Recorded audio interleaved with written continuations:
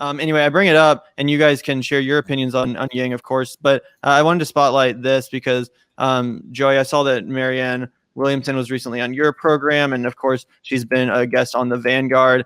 Just obviously an amazing presence on the progressive left, and in general, I think it's fair to say that she's proven to be, one of the most, if not the most, radical of all of the lefties running in the Democratic primary 2020. At the time, a lot of people wrote her off as kind of a kook or whatever, but since then, she's really proven to have a lot of progressive bona fides and just a really strong communicator, really based leftist. So she comments here on Andrew Yang, and I just thought we would listen to this to hear her describe the way she feels about his candidacy or about him in general. And of course, they've had a bit of a back and forth love-hate relationship, I feel like, to some extent. But yeah, I just want to play this. The next question we have is from Jordan Smith.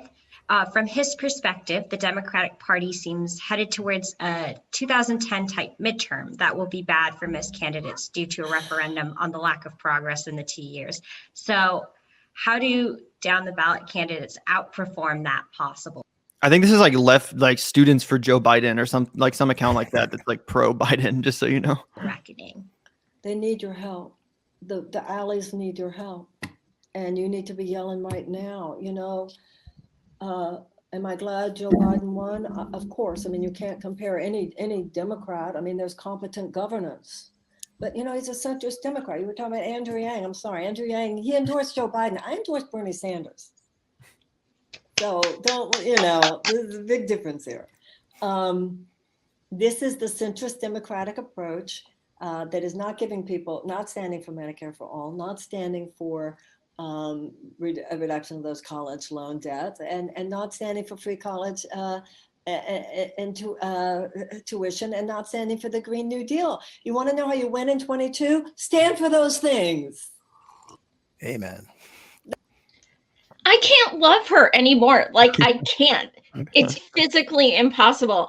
She is my favorite guest I have ever had. I really enjoyed her before she came on my show, and her transparency was no short of absolutely beautiful. She was sharing experiences from behind the scenes. She talked about Bernie being rigged.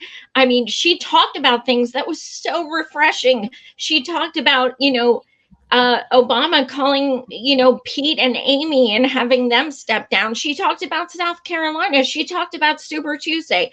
She was so, oh my God, I have goosebumps thinking about her. And then to me, she was so kind and just she's a great person, and just such a nice and wonderful woman. And like I said, we've had a great conversation with her ourselves, and hopefully we'll have her back on. And I think this is a great clip too, because I was saying on our recent stream about Andrew Yang that I was pretty, fairly excited for his candidacy up until some fairly recent comments and missteps he's made in his mayoral campaign. But Marianne is totally correct that, the red flags were there for a while now, going back to obviously Yang's endorsement of Biden when Bernie was still in the race, but also, of course, when he abandoned Medicare for all earlier in his campaign. So I was a little bit optimistic, or naively optimistic, and now my optimism is mostly dashed. But I was wondering, Patrick, do you have any opinions on Yang's candidacy? I mean, I think it's safe to say he's better than just fill in the blank milquetoast Democrat, but it's certainly going in a disappointing direction in my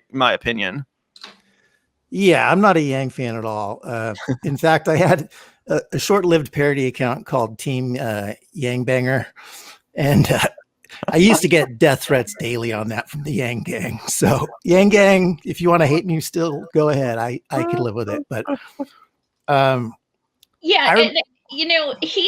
the fuck is human-centered capitalism? Can we just what the fuck is that?